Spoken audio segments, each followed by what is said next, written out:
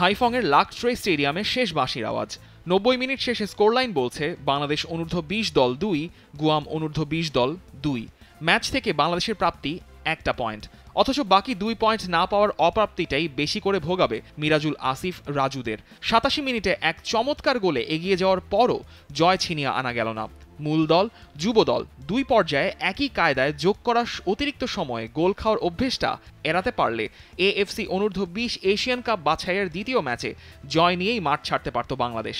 শেষ মুহূর্তে গেম ম্যানেজমেন্টে আরেকবার ব্যর্থতার চিত্র বাংলাদেশ দলে। গুয়ামের সঙ্গে ম্যাচ শুরু হওয়ার পর আরেকটা চেনা পরিচিত দৃশ্যের দেখা পেয়েছিল বাংলাদেশ দল, যে দৃশ্যটা সাফ অনূর্ধ্ব 20 প্রতিযোগিতায় এনে দিয়েছিল সাফল্য।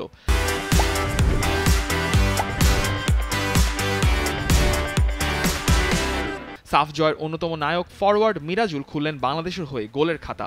ম্যাচের 6 মিনিটে রাইট ফ্ল্যাঙ্ক থেকে রাজুর একটা লো ক্রস বক্সে এসে পড়লে প্রস্তুত ছিলেন মিরাজ। দুই ডিফেন্ডারের মাঝে পজিশন নিয়ে আলতো টোকায় বল পাঠিয়ে দেন জালে। আসাদুল, নোভা আর রাজুকে নিয়ে মিরাজুলের সিগনেচার উদযাপনের পর্বেও দেখা মিলল। লাকট্রেতে এঁকে দিলেন একটা সেজদাও। ডিফেন্সিভ অর্গানাইজেশনে বাংলাদেশ প্রথমার্ধ আর দ্বিতীয়ার্ধের শুরুতে পাশমার্কি পেতে পারে। ডাগআউট থেকে কোচ মারুফুলের নির্দেশনা ঠিকঠাক মতোই পালন করছিলেন সাকিব, রাজীব এবং আসিফরা। তবে একটু ধৈর্যচ্যুতি ঘটল ম্যাচের 72 মিনিটে। কার্টিস হারমনের একটা ক্রস ঠেকাতে গিয়ে হ্যান্ডবল করে বসলেন আসিফ। অস্ট্রেলিয়ান রেফারি অ্যাডাম কার্সি জানালেন পেনাল্টি। সেখান থেকে 74 মিনিটে গুয়ামকে সমতায় ফেরান শুনতারো সুজুকি। সুজুকি যেখানে মারলেন, গোলকিপার মাহিন শট ঠেকাতে ডাইভ দিলেন ঠিক উল্টো দিকে।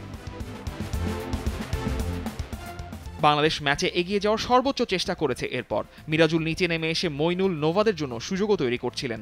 বক্সে প্রেসিং করে বল উইন করার প্রবণতাটাও বেড়েছিল। এরপর এলো সেই চমৎকার মুহূর্ত। গুয়ামের সেন্টার ব্যাকের বল বক্সেই ইন্টারসেপ্ট করে ভেতরে ঢুকে পড়েন মইনুল। তার লে অফ থেকে যে গোল এলো, সেখান থেকে মিলছিল বাংলাদেশের একটা জয় আর 3 পয়েন্টের সুবাস। কিন্তু সে সুবাস মিলিয়ে গেল যোগ করা অতিরিক্ত সময়ই। 91 মিনিটে গাভিন বেকারের ক্রস থেকে বল পান কার্টিস হারমন।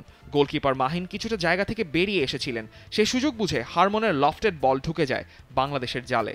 একটা দুর্দান্ত কামব্যাকের পরও পূর্ণ 3 পয়েন্ট না পাওয়ার আক্ষেপে পড়ল বাংলাদেশ। এই গেম ম্যানেজমেন্টের জায়গা নিয়েই কথা বললেন বাংলাদেশের কোচ মারুফুল হক। আমরা যেভাবে স্টার্ট করেছিলাম এবং আর্লি গোল হওয়ার পর আমি যেটা দেখেছি এবং যেটা বুঝেছি সেটা হলো প্লেয়াররা তারা ইন্ডিভিজুয়াল খেলা বেশি মনোযোগী হয়েছিল এবং তাদের খুব ইজি নিয়েছিল। এটাই আসলে ম্যাচের কাল হয়েছে।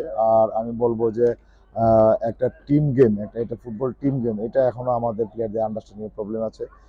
আমরা হয়তো এই জায়গাটা ব্যর্থ হচ্ছি বারবার, যে প্লেয়ারদের টিম গেম এবং এটা টিম গেম খেলার মাধ্যমে রেজাল্ট পজিটিভ আনতে হয়। এই দিক থেকে আমি বলে যে কোচ, আমি মনে করি যে আমি এই জিনিসটা তাদেরকে বোঝাতে ব্যর্থ হয়েছি। এর আগে প্রথম ম্যাচে সিরিয়ার সঙ্গে 4-0 গোলে হেরে গিয়েছিল বাংলাদেশ দল। গ্রুপ এর পয়েন্ট টেবিলে 5 দলের মধ্যে 1 হার আর 1 ড্র নিয়ে 4 নম্বরে বসে আছে মারুফুল হকের দল।